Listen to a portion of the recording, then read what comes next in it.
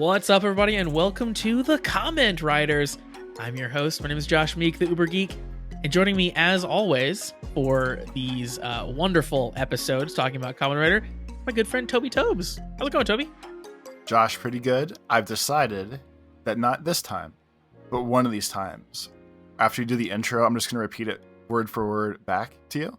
Why? And just for something to do. Just to switch the game up a little bit during these intros when I try to think about what to say and never have anything to say. I was going to be like, one of these times, after you do the intro, I'm just going to quit the show. I'm just not going to be here anymore.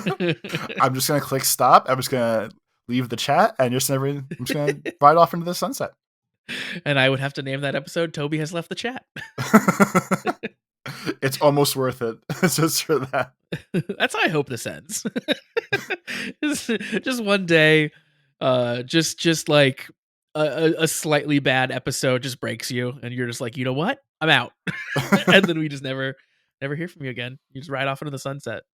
So a funnier version of that. Did you ever see the movie Rockstar? No, I don't think so. Featuring Marky Mark without the Funky Bunch. Definitely know that. Okay. So he might have been Mark Wahlberg at that point, probably. But anyway, So Rockstar. I think there's a Rockstar movie and a Rockstar movie. I believe there's two different ones. But the Marky Mark one, the premise is there's some like 80s shitty band that he goes to see and they're all rocking out and having a good time. And he's singing so loud in the crowd and singing so much better than the singer that the singer like passes the torch to him, but it's the microphone. And then the band's like, wow, you sing pretty good, dude. You should be a rock star now.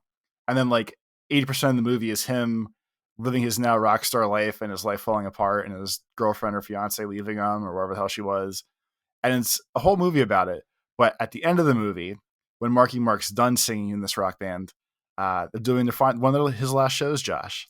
And there's someone else in the audience who's singing real loud and real good. And then he passes the microphone torch to him and the band continues on forever. They keep getting singers out of the crowd. And the moral of this is I'm just gonna have to like pass the microphone torch to somebody else, and then no one even really notice I left. just there's one episode where Shade writes in like an especially good email, and you're like, you know what, you got it, kid, you got it. You just hand it over. And through the power of editing, I would presume he doesn't have the same exact voice I do.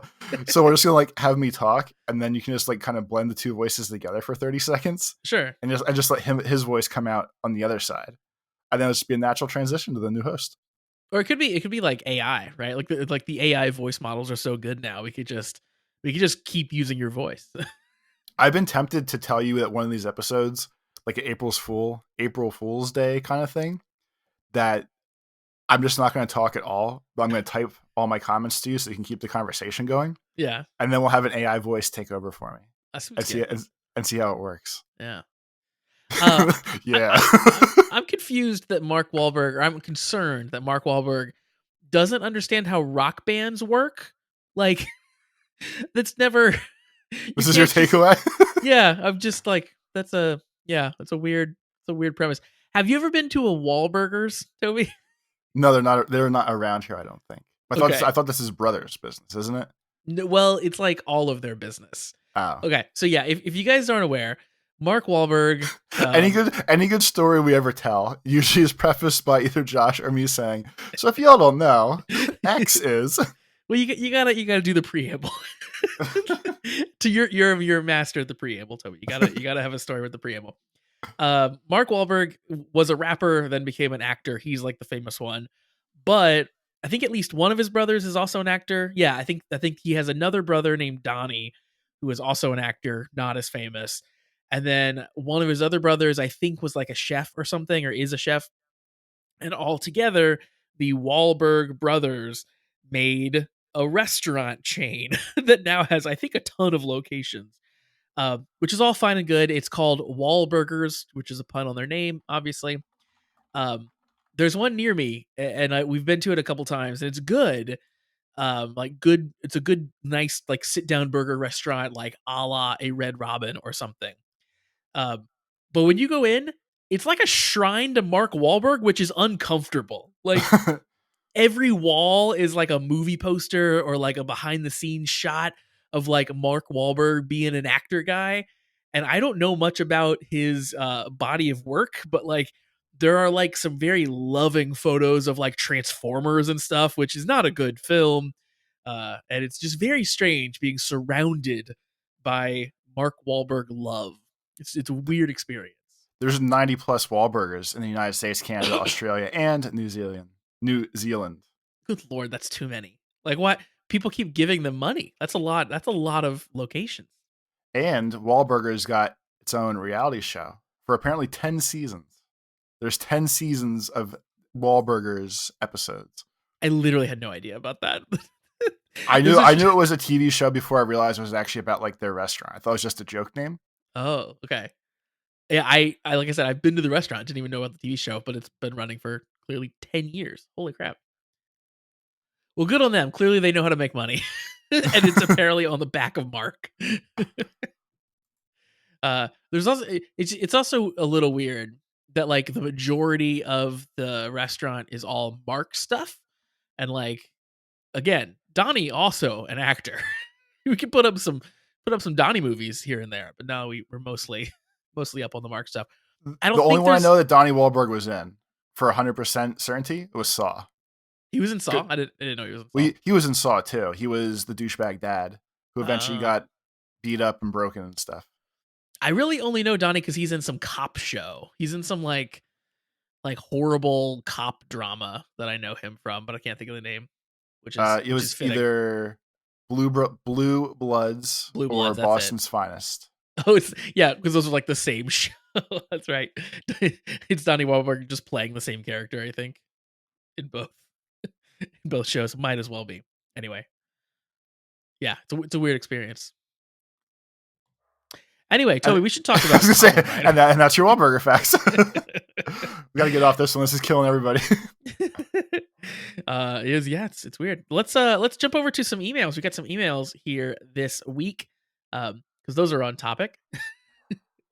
Our first email comes in from Shade, as we mentioned, my future co-host. When you just fade away and lead your rock star life. It's funny that you just said that because for whatever reason, I feel like we were making that joke conversation before we started recording. And then it just like, we've been talking for like 5 minutes now, but for whatever reason, it didn't click. It was after we said we're going to start recording this now. And I was like, wow, that's a weird drop to tell people about secretly, but everyone knows. We're just at a place where you don't know if we're recording or not at this point. Just like, whatever, I just say what I say. Yeah, I'm just talking. This is how I talk to you no matter what. It really does show how little of a filter you have. Which is perfect. We're very authentic here. Shade says has some Gotchard trivia today. Before that, I'll answer some questions you guys had last time. First off, Toby getting the scoop ahead of me was not something I expected. I am baffled. The theme song's name, Kimmy. So we asked last time whether it was pronounced Kimmy X Story or how you say it out loud. Apparently it's just pronounced Kimmy Story. The X is silent. It's just there to be cool. Like xylophone. Yeah, exactly. Like a lot of the Extra. uses of X in our language. And then Shade gives us some. I'm gonna call this some bummer information, which is also like we sort of learn it in this episode. But Shade tells us that the Chemi cards only have one match each with another Chemi card. So like Hopper 1 will only ever go with Steamliner, and the Hopper card doesn't go with any other Chemis that are 9s except for Steamliner. Okay, that's good to know. Is what it seems like. So we were trying to figure out like, oh my god, like how many different combinations are there? Way fewer than we thought. There's about 10. That's what the show's going to show us throughout the run.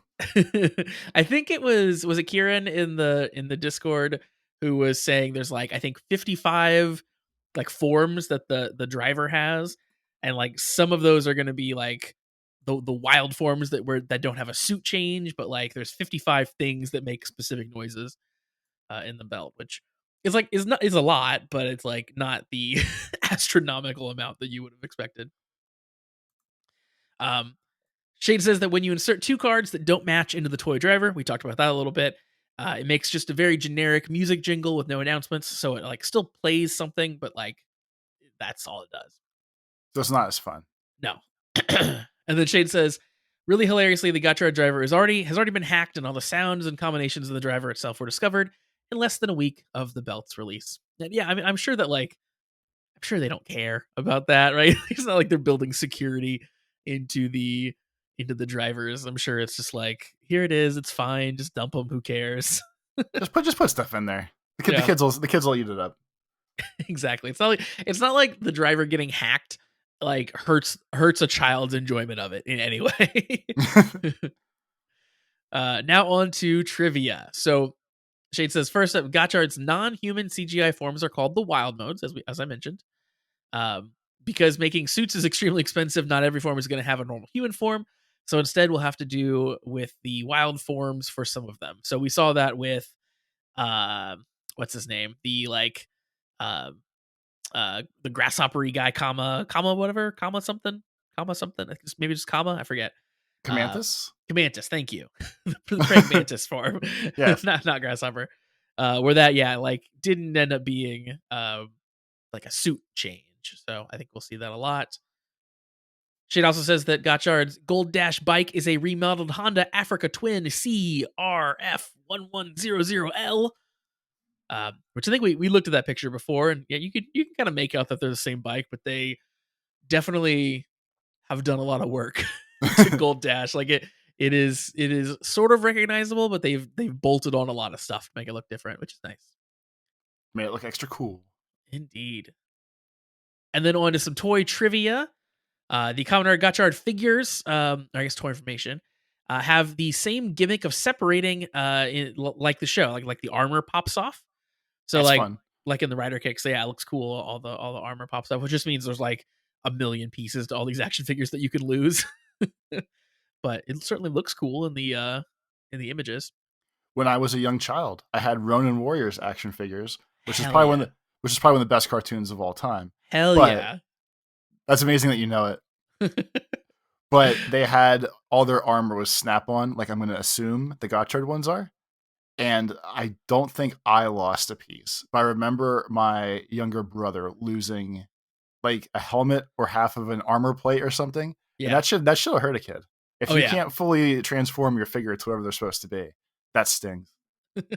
It should come as no shock to anyone that I was the kid who would have like a special Ziploc bag for all of my toys. So if they had extra pieces, I'd put it all in the Ziploc bag and keep it all together. So like when I'd go through my toys, it would just be like piles of Ziploc bags that had all the extra components for all like my GI Joes and for all that stuff. And yes, my singular Ronin Warrior figure that I owned. For some reason, I only had one. Never ended up with another one, even though I wanted them desperately. Had its own little Ziploc bag so I could keep all the little pieces. Because yes, all the armor popped off, and I think you're totally right. Like the helmet was like two pieces. Like everything had to be like smushed together on the figure, and it was very easy to lose everything. I think like were the legs like spring loaded or something on that one. They had the fancy rubber band legs, like the Right, better GI Joes did. You could like stretch them out kind of far, and which right, is obviously the one piece that makes it easier to break. exactly. And yeah, you could like sort of twist their leg into a certain pose, and it would like hold it that way because of the rubber band. Yeah, those were good. Those were good toys. I didn't know that you also were a Ronin Warriors lover. I loved it as a kid, and I actually was just recently thinking about going back and rewatching that show because I haven't seen it for a long time, but really liked it. They were all very cool. And then main, I'm not going to spoil it. You know what? It's kind of like Kingdom Hearts with the way some of it works. Oh So no. we're going to start with that without ruining it. But looking at the names now, the figure I had, my favorite was Sage, the green guy. Okay. So he was a Sage of the Halo. And then I was reflecting. And I definitely had an AOL screen name at some point that reflected Sage of the Halo in some way, shape, or form to go to my list of horrible screen names I had throughout the years. Nice. Yeah, see, you would have been a little bit older, so you probably would have like understood the story more than just a couple years. Because I remember watching it, and my only memory really is like how cool it was. Like I remember it being like extremely cool, but I don't remember like the character names and stuff. But it's I had the it's red guy. I had the red one. that's Ryo of Wildfire. He was the easy one. I'd have to think kind of hard about the other ones. I remember the colors. I just don't remember all the names. There was a blue one. I remember the blue one. It was blue, orange. red, green. I feel like we're missing a color. I know there's definitely 5 of them. Yeah. And then the red guy went from red to white, much like the Power Rangers. And I was thinking about it. I can't remember if that was before Power Rangers here or after Power Rangers here. So I feel like that's like a cartoonized version of Power Rangers. But it was like, it's like baby's first anime where like you can watch fancy Japanese cartoons with ninjas and swords and all the cool shit. That's probably true. I do think that show is probably why I'm into the things that I'm into now. Like, you can probably trace a pretty direct lineage from Ronin Warriors, and it's aesthetic straight to Kamen Rider. Like, that really not that far of a jump. There was light blue and dark blue. That was it. There's light blue, dark Oh. blue, red, orange, green. I nailed it. I totally forgot there were two different blue colors. Anyway, we could talk about Ronin Warrior apparently for a long time. We can move on here. Shade also sends along the photos of the chemis that they're selling. So you had sent one in Discord where they're selling the Hopper One like toy, like they're selling like the actual like plastic toy chemi. They're doing a Steamliner one as well, and I don't know. Hopefully they do more of those. Those are kind of cool. I say this as no joke. I would probably buy a Hopper figure. And by figure, I obviously mean like the giant ass piece of plastic. Yeah. But they're so cool looking that like I feel like it has to be had. I'm kind of with you. Like, of all of the stuff, like I like the drivers and stuff, but like the Hopper One figure is cool because one, it's like pretty close looking to what's in the show, at least from the images we've seen so far. And two, you could like put that on a shelf and like someone would just think it's a cool grasshopper, like a robot grasshopper. But if they know what it is, then they know it's Kamen Rider. Where like if they see a driver, you don't even know what that thing is, right? Like it's like this weird hunk of plastic that you can't really explain. But at least this thing, you can just tell it's a grasshopper. I feel like it's one of those things where like the Hopper thing, I feel like wouldn't jump out as like quote unquote nerd shit in your room as fast as like a driver would. Yeah, that's probably true. if you're trying to keep it low key, you know. Yeah, if you want people to know that maybe like some silly things, that's the way to get around that. Yeah. And then Shade has a couple other pieces of information and trivia that are about the episode, so I'll try to sprinkle those in when we get to those points in the episode too. Hopefully I remember. Fingers crossed. I have faith in you, kind of, but not really. Wow, that was a roller coaster. And our next email comes in from Kieran, and Kieran says, hi, my name is Black Steel Spanner. Just thought I'd explain the origins of his name. So a spanner is a wrench. Thank you, Kieran. I was aware of that a spanner was a wrench. Hopefully everyone else was too. I have to say he does have a very cool suit, and I don't actually know.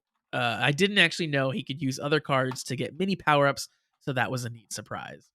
You talked about how quickly they revealed the identity of the old dude. They actually said exactly who he was when the cast was announced, so it was a mystery that wasn't actually a mystery. Okay, so then, yeah, we avoided a spoiler, Toby. Look at us. We're doing a good job. Look at us. Look at us. One question I do have is about the 101 Kemens. 100 of them are known. 60 there's images for. The rest are currently just sounds in the belt, but the last one I have no idea about. I was thinking it could be Gotchard's final form or the final boss, maybe. Or I'm overthinking and we'll see it by Christmas. Who knows? They're going to pull the cards together and turn it into the last card itself. Yeah, there's going to be... I'm guessing final form. That's my guess. That there's going to be some, like, all the chemis come together and then we get, like, Rainbow Gotchard or something. I feel like overall, like, the final cool guy chemi has to be like a giant dragon or something. That's like the easiest go-to, quote-unquote, animal living thing you could do that would get the people going crazy. I hope it's just like humanoid. I hope it's like Dr. Manhattan. just a chemi who's just like ascended and just kind of knows all. Just this omnipotent humanoid chemi. You have to fight the black hole. You can't really put it on a card. It's just there.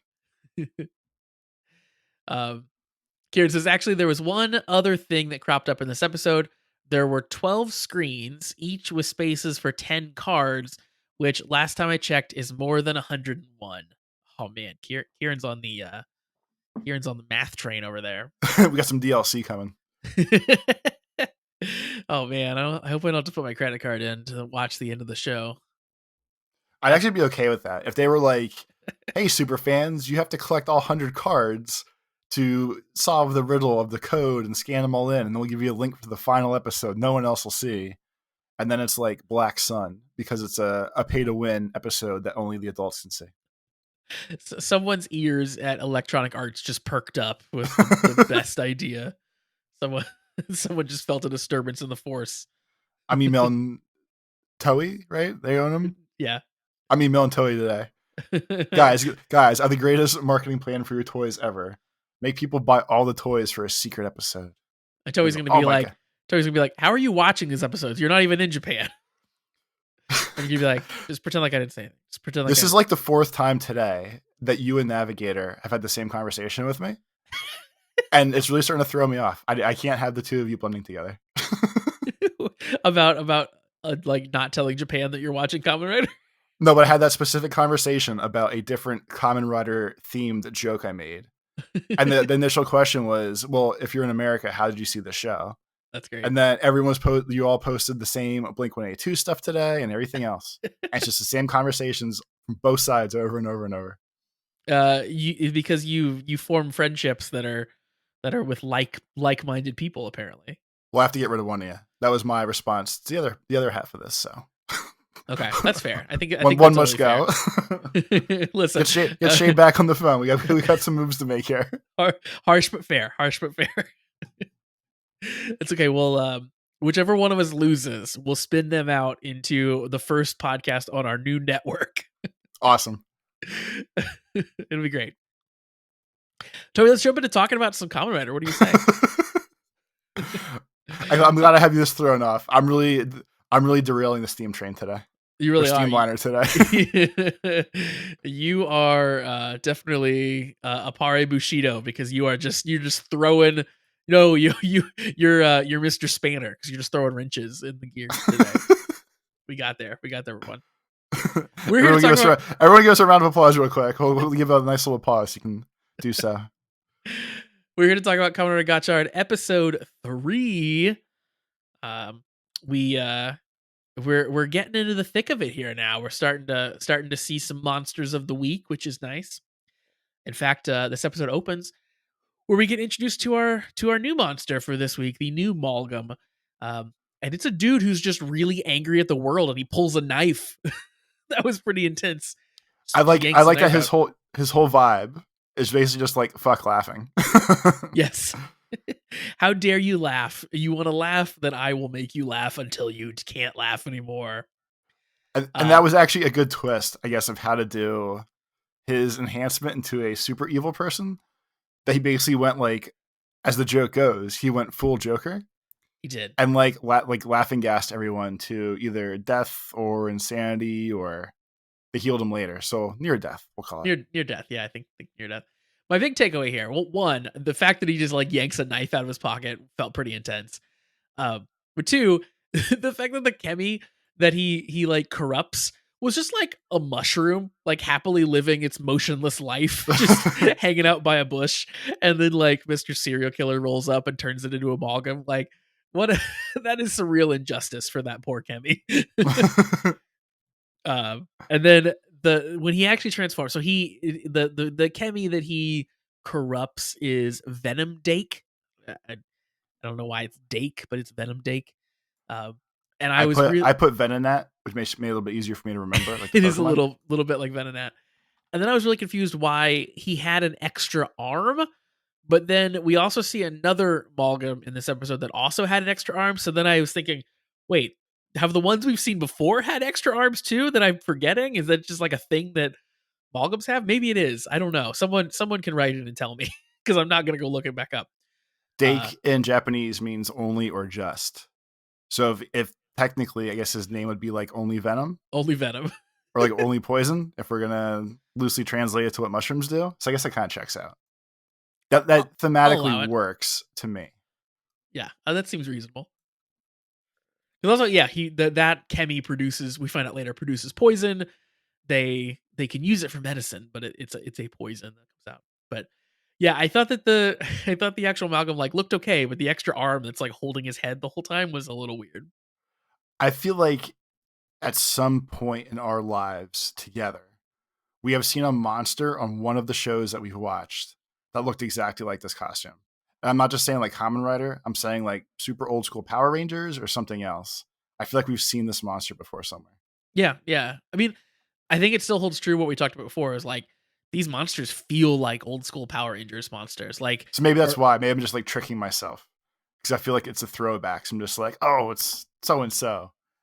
yeah, totally, 100%. Like, there might not have been one exactly, but there's like I'm sure a zillion monsters that have like this kind of vibe. Actually, there is a like mushroom themed main-ish character in Dino Fury, the newish Power Ranger series, because the bad guys, there's like the main bad guy, and then there's like a couple little like side characters that are always there. It's sort of like their version of the Goldar or whatever. And Okay. yeah, there's one girl who is always there, and she is a mushroom girl. She doesn't really look exactly like this, but she definitely has like a mushroom head and stuff. So um, yeah, I would say that these shows have dabbled in mushroom enemies previously for sure. That's fun. Yeah, but I do agree that I think that these monsters continue just to be like wild throwbacks to like we'll say like 90s like toku era villains. Because they definitely feel like they're not going for super serious because they're turning like submarines into monsters and stuff. They're just having fun. They're Just just having having a good time throwing wacky monsters to go with the wacky monsters. Speaking of having fun, Hotaro is having some fun. He's working in his mom's restaurant. He is making actually a delicious looking bento box this time around. he And like he was so happy doing it too. He finally found his gotcha, some would say. Yeah, that's what his mom said actually. His mom is just telling customers like, "Oh yeah, he found his gotcha." Okay, well, I guess these were the customers that she defined gotcha to in a previous episode. So if they're playing along at home, they know what that means. But They have regulars. It kind of makes sense. yeah, my first question in the scene was why does the one regular have a card stuck to his forehead that says 121, like on his hat? He's just got like a card that says 121. I'm assuming that's a cultural thing that I just don't understand, but like it's very weird looking if you like zero in on that guy. I would like that, or like it looks trucker hat ish, where maybe like he put his order number there. Or it's just some weird random. Maybe. Because like there's some hats that have like license plates on them, like little ones, just for like ha ha ha. Look at me, I have my True. let's go trucking license plate on my helmet. So maybe it's like that kind of vibe. He also looked a little bit like a fisherman too, so I thought maybe that's like his like fishing license or something. But I who can see knows? that. Yeah. That does seem like that kind of vibe too. Where like you, because all the fishermen usually attach their licenses to their hats because then they're always with them. They can't get lost and dumb bullshit like Yeah. So if anyone knows what his whole hat is about, what his whole vibe is, let me know. I'm very curious about that particular regular. Um, so in this scene, Hotaro has Hopper One out of his backpack, and Hopper One is like breakdancing, which is very cute. Um, he's helping them cook. he's helping him, yeah. I love the Hopper One is just willy nilly squealing and making noises and breakdancing, but we're still like that protective of no one seeing him. Like they have like kind of a little bit of a panic when someone's like, "What was that noise?" I was 'Cause just chirping. yeah, that was just me. I yelled Hopper Hopper! One. I was, They are it's working on me like the Pikachouification of the Hopper One oh yeah, for Emmy. sure. It's going pretty well, yeah, so far. I was disappointed when he was Hodoro was singing a song while he was making the food, or like humming a song, or Yeah, whatevering a song. And I really wish they would have taken the opportunity to make him sing the theme song for the show, yep, like it was just a song in his head. that would have been so cool. Yeah, Actually, so you have to fail. yeah. The song he was humming sounded really familiar, but I obviously couldn't place it. But like, so there was something about it that seemed familiar. So I thought the same thing. Like I actually thought it was the theme song at first. So I listened a little extra intently. It just sounds like a basic America rock song kind of thing, just in like the yeah. intonation and cadence of the notes, song, whatever. But yeah, it's nothing specific to me. I'm sure someone knows. I'm sure it's probably like a crazy song about like grasshoppers that they have that no one knows, and Probably is, yeah. it's deep lore. Deep, deep lore. And then of course he's late for school. That's going to be a continuous theme apparently. And he runs off in just a full on sprint. Like this dude looks like he's trying out for the Olympics. He's running so fast. And our purple friend, Mr. Spanner, is watching him from atop a roof, which is a really good vibe. Mr. Spanner sounds like a way better name than whatever the real name is. It sounds very like official. Like go to Mr. Spanner's office immediately. He needs to talk to you about this. It does. It sounds like The numbers are down. It sounds like the principal from Boy Meets World for some reason in my head. His name is I'm scrolling. Kutagane Spanner. That's his name.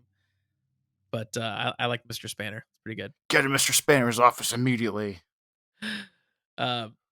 At this point, Hotaro shows up for school. This is like really kind of his like first normal day in alchemy class, and he gets to finally meet the other weird kids that are in alchemy class. And boy, are they weird. First, we get Suduhara Sabimaru, which is like the quiet kid who uses the tablet to talk.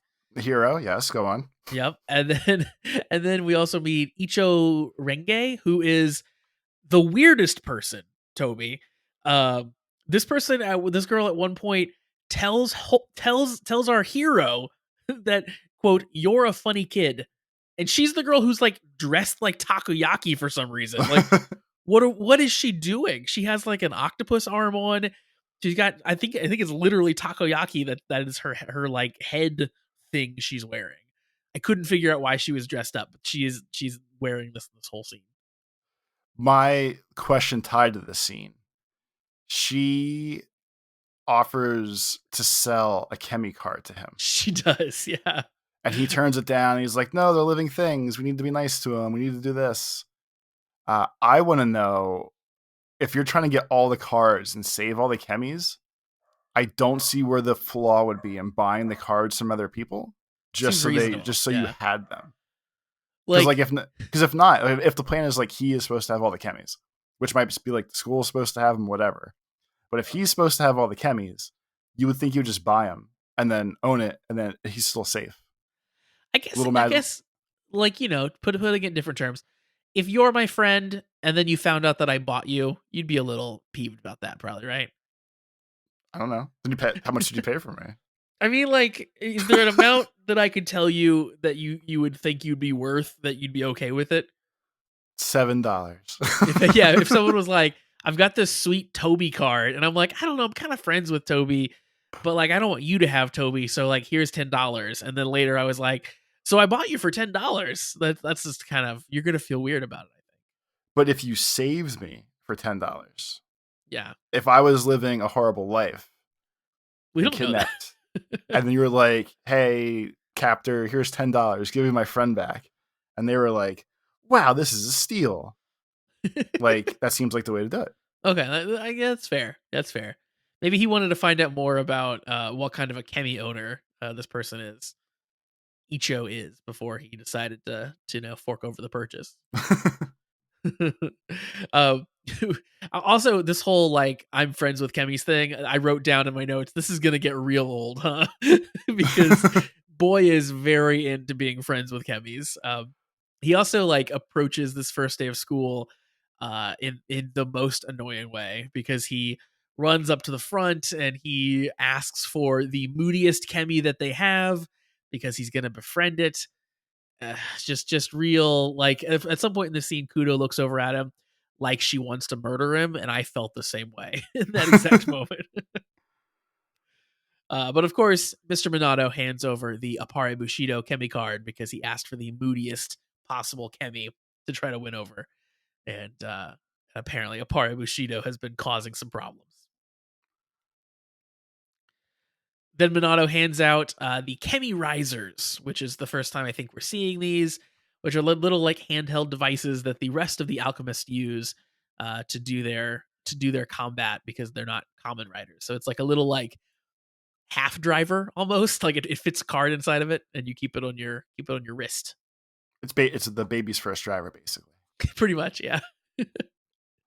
And then I thought that this was super cute. So Kudo like starts to leave because they kind of send him out to go catch Kemis, and and we have our hero Hotaro looks back at her. He's like, "Oh, I thought we'd like go together. What are you doing?" And she shuts him down. She's like, "No, I'm not your chaperone. You figure this out on your own." The crazy thing of all of this, and he leans into it a little more later, but it really starts in this scene. The way he wants to love all the Kemis and have them all be his friends Yeah. is very Keiwa with world peace vibe. Oh my god, of yes. everyone should be happy. Everything should be beautiful, and we should all get along. And this little mushroom guy is really a living thing, so we should be nice to him and make him feel good about himself. I do think he reels it in and gets it back to a less annoying place by the end of the episode. But at this point, it's just like it's very frustrating a little bit. Yeah, he's in full on KWA mode. Like, I want world peace, and I'm not gonna lift a finger because I'm a pacifist. Like that vibe of the character for sure. Because then his approach to befriending something, which is sort of what happens next, is he holds out the Appare Bushido card and he's like introduces himself or something. He like has a really cheesy like, "Hi, I'm Hotaro" or something, and then he says, "Do you like anything? Maybe food?" That's all he knows so far. He knows he can feed at least Hopper, so he's like, "Oh, I'll feed him." I don't know. That works for some other things. I wrote down, "This is me trying to flirt. Do you like anything? Maybe food? Do you like stuff? Are you into stuff and things and eating? Do you eat? Should we eat together?" uh the other thing, the other funny thing I wrote down about Kudo, she heads out on her own to do some battling. She ends up getting a pirate Kemi card named Pilots, which will come up again later. But while she's alone, Toby, she thinks back about Hotaro and thinks back about his weird, approach to things, and she's kind of crushing on him a little bit. I think, like she is angry when she's in there with in person with him, but when she's alone and she's daydreaming, little bit of a crush.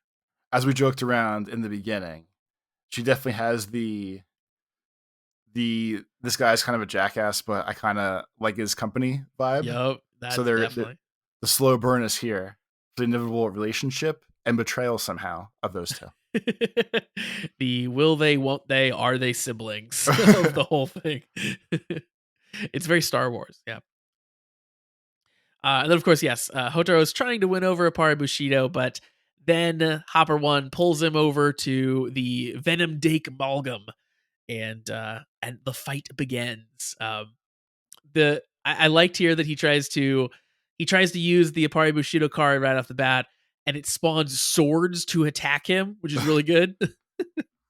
Of course, he then just ends up using his normal form, the Hopper Steamliner, and really just gets his ass kicked here in this fight. He ends up getting hit with the kind of like laughing stuff from Venom Dake and dehensions, and ends up having to get saved by Mr. Minato. It's just like an X8 episode. You got gamed over. You had to go back and get surgery, get the poison away from him. He did, yeah. It's not quite as nice of a hospital room as in X8 though, because back in the headquarters, he's just laid up in like a camp cot for some reason. Like that's all they had to keep him safe. Oh, that was pretty good. And yeah, this is where we explain we have the antidote. So we've already given you the antidote, and now you just need to lay here and think about what you've done. Yeah, and we gave it to the rest of the world too. We were remotely ready, so this was really no big deal whatsoever. Yeah, the threat was here, deal. And now the threat is gone. All good, everything's fine. You sucked, but at least we were able to do our jobs. And then, of course, he feels bad, Toby. He feels bad because he I think at this point realizes he was a little cocky about his alchemy abilities. He was a little cocky about his ability to instantly become friends with things. So what does he do? He heads to a dojo and we begin a training montage essentially. He wants to be one with the blade. It's so what a child would do. Um, I'm trying to impress a Bushido card. So what do? I go learn the way of the blade. There's no other way I can think about how it should work, so that seems fair. Seems good. Yeah. Of course, our purple friend shows up here at the dojo. Uh, has some pretty good lines here as well. At one point, he told him, "You don't know your limits, nor do you know your place," which I thought was very awesome. We find out that this guy is also an alchemist and just doesn't agree with Hotaro being a common writer. Kind of basically, also really, it's very Pokemon. I'll say at this point because Hotaro is like espousing like chemis are our friends. I want a world where chemis and humans can coexist, and the guy in purple is basically saying like chemis are tools. We use them and then we ditch them. Like Let it go. we make them fight and then that's it. So it's full on like the core of the Pokemon games is all this is. Um, I also really love the trope that happens sometimes in TV and shows where the hero is doing something physical or something competitive, and the villain shows up and inexplicably competes with them in the thing, and it's like a proxy battle where like we're not fist fighting, we're like sword fighting with training swords, but really it's like whoever wins is going to get the upper hand, or like we're playing basketball together, but it's really aggressive and really we're pretending to be fist fighting. Like that's a thing that you see in movies and stuff. And I was just cracking up that it's a thing you see over and over again. But it happens here. They have a little fight, and it ends with a flying headbutt, which was great. I loved that part. It was a mix of that was fantastic, and then also with this, for him to become best friends, from the learn the way of the blade. There's only one way to do it, Josh. You had to get hit by a blade. Multiple times, yeah. I mean, the best part though was obviously when he tried to save his dear friend Hopper. Yeah, he fell on the grenade. Fell on the sword. Yeah, he threw his body in between the the wooden sword and Hopper one getting smashed. It's just funny because like obviously when they kind of made it more obvious that it was a very samurai code driven friendship they needed to have, you could tell that when he started being him and defending Hopper and everything else, the samurai was like, he's honorable like I am. We'll be buds. I like that Apari Bushido just like started throwing out fans at that point. He becomes a fan. This scene, you know, it was a little goofy, but like it's why I think Hotaro is not as annoying as he could be with this like I want to be friends with the chemis, because like then he does stuff like throwing his body onto Hopper one to save him. Like he is like he's very like white meat baby face, but like it works for him, you know what I mean? Like he is full on like I could do no wrong, like I'm the hero, everyone's just cheering for me. But then you know he kind of backs it up and like his whatever the actor's personality makes it believable, where a lot of people would just be like groan inducing at some of those things. So yeah, like it's fine. Yeah, it's stupid corny, but it's at the tolerable level of it kind of seems like this is how he would be, and it's not played as super corny as the action is, so it definitely works. Yeah. I think one of the problems with Keiwa early on was like nothing really about that character or even how he was acting made me super believe that he was into peace as much as he was saying. Um, but here they're doing a good job of like he's saying these things about being the friends of chemis, but then he's actually like putting his body in harm's way and doing stuff to make you actually see that, which makes it a lot more palatable. That's how he would actually be thinking. He got chopped with a freaking sword to show how much he cared about his little robot grasshopper friend. He did. If that doesn't show his concern and care for the situation, nothing does. There's also a point in this fight where he flashes back on like all of his time with the chemis, which is just like 2 episodes worth of time, which I thought was very funny. Like they do that scene of just like we've gone through so much together. Remember when I found you, and then we fought the one time, and then we're back to current. I made you a meal. You thought it You- was you- pretty good, yeah, and here you we are. danced around. Uh, and then of course, moving on from there, the Purple Man kind of leaves because he's just sort of fed up with everything that's happening. And we cut over to Kudo and Minato. They're fighting, which I thought the way that the non-Kamen Rider alchemists fight with alchemy, I thought was actually very cool.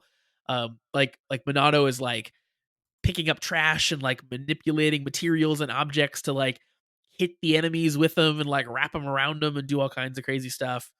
Kudo is firing bullets from her pirate chemi card on her riser, which was also very cool. Like I love the ways in which they gave them the ability to like to combat the enemies, because I thought they would be mostly helpless, but like no, they're pretty good at, at fighting too, which is cool.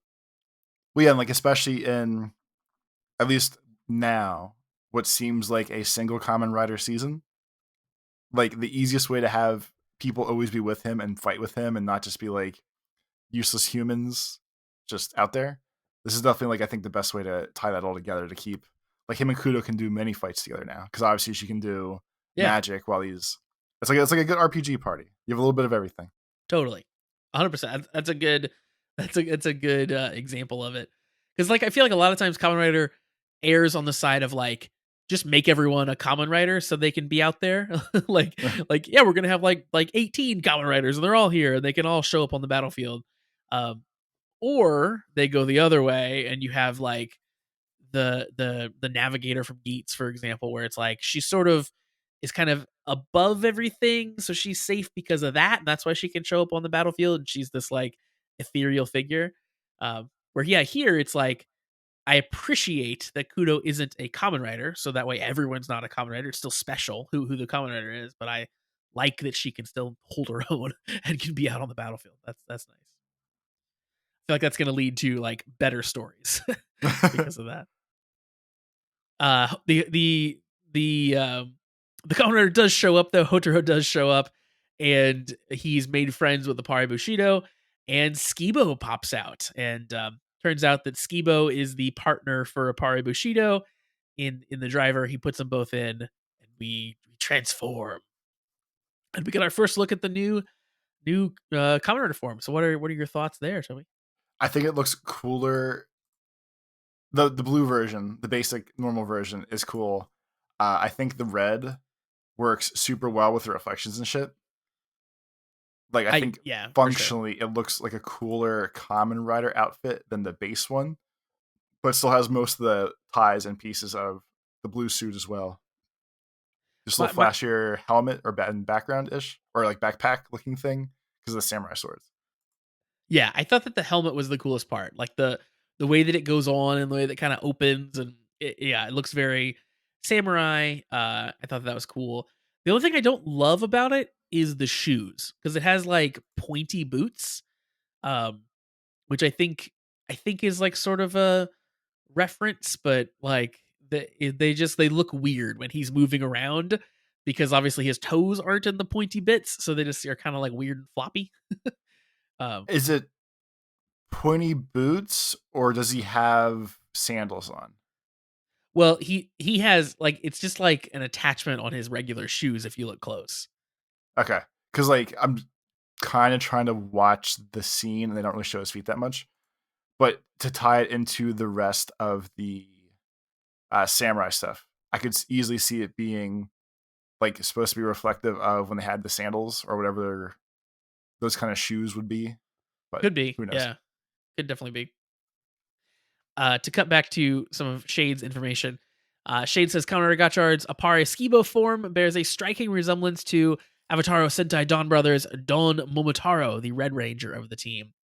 And yeah, if you look at the side by side photos, obviously red, but there's some like elements between the two that are really carried through, like the um the sort of ornament above the eye line of the Kamen Rider matches the eyes of the Red Ranger as well. So like the it's very very similar, and I don't know if that's because they're both drawing from like the samurai sort of lineage, or if they're both drawing from something else that I'm not aware of, or whatever it is. But yeah, there's definitely some things that are kind of common between the two, which is interesting. Looking at his shoes again, do you think his shoes are supposed to be mini skateboards at the bottom? And that's why they're rounded off Oh, and pointy to tie to skibo. I didn't think about that because yeah, there's not much that's really Skibo related here. It So could that could be it. Yeah. it's blurry, but I'm going to send you a message privately while we're talking to the world out there. I mean, I'm gonna tell the world what it is. So That's fine. So if you look at his left foot in this picture that's up in the air, it looks like it's bent like a skateboard on the bottom. So I feel like his bottoms of his shoes are supposed to be little skateboards. yeah, you're right. That might be the case. Because then, that, like you said, that's the only real tie to Skibo I can see other than the color palette. Yeah, yeah, yeah. Because other than that, like, and I mean, I'm sure this is gonna be true, but most of like there's not much related between Hopper and Steamliner, but but a skateboard and like samurai are pretty also pretty separate, pretty different concepts there. They're doing a good job of finding like the weirdest dualities to put together at this point. They really are. I'm wondering if let's see these since Don Momotaro is sort of based on Momotaro, which is like a Japanese uh myth, a piece of folklore. I'm looking up Momotaro to see if there's any design elements they're pulling from. It doesn't really look like it. There's not really too much that like the characters we're talking about have in common with what I'm seeing in these images. So I don't know. There's probably more things I don't know about the about the culture. If I had to guess, I'm sure someone will tell us. You know, like not all That's what we Japanese need. people love anime. Toby, I don't know if you know that. So all day I was debating if I was going to drop it in this episode or not. that worked. That was good enough for me. And then moving on from there, so we have our little transformation. Looks very cool. The fight happens. The fight is also very cool, and we end up slicing off a chunk of the mushroom amalgam's head, which I thought was pretty badass. Like when's the last time we saw a monster get dismembered in a show like this? I can't remember another time that happened. That's pretty awesome. Yeah, like other than actually Black Sun, which doesn't really count in the grand scheme of things. That's like fair. this. That's true. There is a fair bit of dismemberment there. That was a very happy season. For those who never watched it, Black Sun is a very happy season. It's certainly I would not watch that show alone, but like it's fun to watch with someone else, so you can just go like, "Holy shit!" I mean, I would watch it alone, but it's less fun when you're watching it by yourself for sure. Anywho, so the fight ends, and then like everyone's happy. Hey, I want to be friends with all the chemis now. And then Toby, we actually saw this guy earlier in the episode as well, but a new submarine Malgam shows up because there was a guy creeping on Kudo earlier in the episode. Basically, he's like, "Ooh, I want to get with that," and then he turns into a submarine.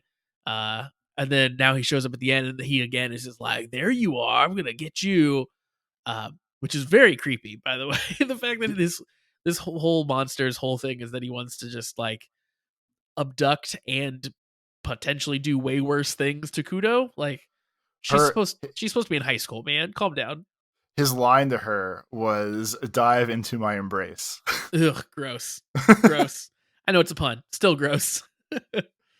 It also is a little like scary because he shows up and he can like put water around people's feet, so he traps everyone. Like he instantly is like everyone's captured.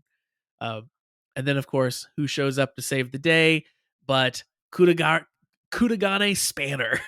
Mr. Spanner. That's who he is. Mr. Spanner shows up. Minato clearly knows this guy. He was like, oh, he was dispatched to take care of the Malgams too. So a rival alchemist group is what it seems like. That'd be fun. They're Yeah. like the outcasts of school. They dropped out, but they still know too much shit. So here we are.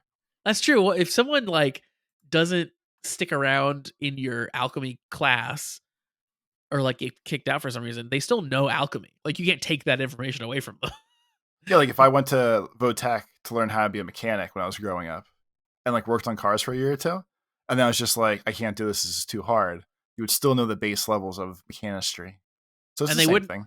yeah, they wouldn't be able to keep you from going and being a mechanic somewhere else. Yeah, I mean, you could go, you could go apply your alchemy trade somewhere else. Do it off the grid, off reservation. I think we're onto something here. Spanner has this cool sword. He can I think it's cool how the sword works. So he can like flip a portion of it down where the card goes in, and he can like slot in a card and then like slam it shut. It's as satisfying as the like chainsaw blade was that we had with Buffa last season. It's really nice, like junk card in, junk close it back up. Are you gonna buy a sword with the card slot instead of the driver now? Honestly, I think the sword is cooler than the driver. I do. I And do too. I was just yeah. curious. The problem though, I've thought about this. The problem with buying the swords and the guns and stuff is so the driver is like pretty much full size if you buy one of those. Like it's exactly the size of the show or close. But any of the toys, like the gun and the swords, they're like maybe half size, not even that. Like they're sized for children. So like they look ridiculous when you I mean, like obviously they look ridiculous because you're buying a toy, but like but they're not to scale and so it's not as satisfying. Like this one, at least the part where you put the card in would have to be to scale, but the rest of it it's not gonna be on your shoulder like he does it. It's just not gonna work the same, I don't think. It's gonna be more of like a decorative sword than a usable weapon sword. Right. And I want something that's like nice and long and I can mount it like above my doorway. Like it's protecting my home. Uh and he henshins, Toby. Mr. Spanner henshins and becomes Valvarad, which is a great name. I appreciate the fact that Rad's in his name Me because too. he is pretty cool. Yeah, one of the coolest I think designs really that we've seen in shows that we've watched so far. He uh yeah, he's very like skull based and like hardcore looking. He doesn't look too much like a common rider, but clearly like, you know, it henshins like one. It's pretty cool. He's more of an evilish common rider, kind of. Yeah, yeah, he looks closer to some of the monsters that we've seen for sure. But yeah, I don't know. I don't technically know if Valvarad is like Common Rider Valvarad or not. Like maybe he is just a monster and he isn't actually a Common Rider, but um, he's cool. I like him. I'm excited to see more. He's all right. We had some talk in the Discord about Mr. Spanner being the new Buffa-esque boy toy. Everyone's just gonna start Swooning over Sw- Mr. Spanner. swooning's a good word, yeah. I'm sure there's already like thousands of Spanner fanfics out there already. Love it. But I'm excited finding out more about him, I think. I'm excited to see what he's all about. He might be. What if he's like Kudo's ex-boyfriend, and then Oh. our new boy here gets jealous when they sees him having lunch together. They come into his restaurant and he cooks them the best bento box, but it's bento box for two, and then he starts to cry, and then Hopper consoles him, and this is about as far as I can get off the top of my head right now. I think you've painted us into a scene where now he actually has to have sex with Hopper. I think that's the only thing that makes sense here. So tell me, what are your thoughts on episode 3 here overall? They're doing a good, steady build of the actual story and lore of the show. And I guess there's really no better way to do it, but we're getting a nice trickle of Kennys every episode. Like we see one or two, and then they're befriend one or two, and there's all sorts of things all over the place. Lots of moving parts. 12 screens worth of cards. We got to see them all soon. Yeah, we're the clip at which we are seeing new chemis is nice because like we got Venom Dake, we got the submarine one, we got Apari Bushido. Like We got Skibo coming back to pair up with Apari Bushido. So like, we're getting to see several things each episode, which is nice. I think for me, I am appreciating that they are really towing the line on not making Hotaro too annoying. He's very gung ho and he's very excitable, but he also is a bona fide hero so far in a believable way, and that I don't think that's that easy to do, and I think that they're doing a pretty good job about it. I also really love all the extra characters. I think Mr. Minato is very cool in his like I don't really give a crap kind of a way that he sort of behaves a lot of the times in regards to Hotaro. I think Kudo's awesome so far. I like her a lot. The other two classmates seem fun. Hopefully we get to see more of them being weird and wacky. So yeah, I think the ensemble cast here is pretty strong so far. So I'm excited. I'm liking the show a lot. All the pieces are in place. The cards are being dealt. It's all coming together. I'm doing a pile shuffle over here right now. That's the worst kind. That's why I picked it. I only have what, 12 cards so far. That's true. Yeah, you can't do too much. And you don't want to bend them too much either. So that's the real. Exactly. My daughter got some Pokemon cards from McDonald's because they're in the Happy Meal right now, and she was showing them to me. So I offered to sleeve her cards for her to really get her into the card protection game early. So here's what you're gonna do: you put the cards in the sleeves, and then you never touch them again. You just look at them far away and admire them, and they're no longer toys. Now they're collectibles. No, once they're in sleeves, then you can flip them and you can shuffle them. You can do whatever you want to them because then they're protected. You can play with them in the sleeves. It's fine. If you say so. All right. So that's going to do it for us for this week. If you would like to get all kinds of bonus content from us, we haven't talked about that yet this time around. We have a Patreon. We would love it if you would check that out. For just a mere $3 a month, you get weekly bonus content from us, oftentimes more than once a week. We do Watch and Reacts, where we watch old Kamen Rider seasons. We're currently watching X-Aid. You get to watch along with us. You get to hear our thoughts and our jokes as we're watching. And it's a fun little journey. If you have watched the show before, or if you haven't, you can come along with us and see it for the first time, just like we are. We do Ramblecasts, and we talk in our Discord, which is usually a pretty fun place and a pretty lively place at this point to talk about all kinds of Gotchard and random other things for sure. There's tons of channels. You can find something you want to talk about, I'm sure. Exactly. And Toby, where can the people find you on the internet? On Twitter, you can find me at Life of Tobes, and on YouTube, it's Tobes Plays. I am on Twitter and Threads and wherever else at Pretty Deece Josh. And yeah, on YouTube, search for Pretty Deece. Then you'll find the channel and all of these video episodes as well. And of course, if you want to send us in an email like our friends did today, send those over to cast@commonwritersucks.com. So as I said, that's going to do it for us for this week for episode 3. Thank you very much for joining us. We hope you're enjoying the show. We hope that you will write in and let us know what you think and what you think about Gotchard so far. I'd love to hear your thoughts. But that's going to do it for us. We'll be back next time for episode 4. And until then, have a great week, everybody. Peace.